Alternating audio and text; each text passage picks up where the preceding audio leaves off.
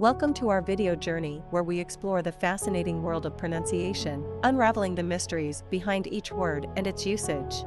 In this video, the word is absinthe. Absinthe. Absinthe. Absinthe is a highly alcoholic and anise-flavored spirit that is often referred to as the Green Fairy.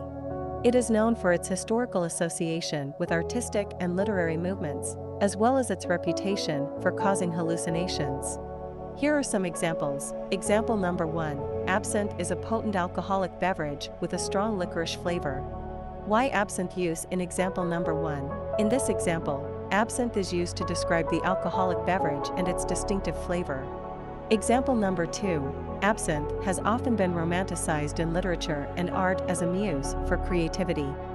Why absinthe use in example number 2? Here, absinthe is used to emphasize its role as a cultural symbol that has inspired creativity in literature and art.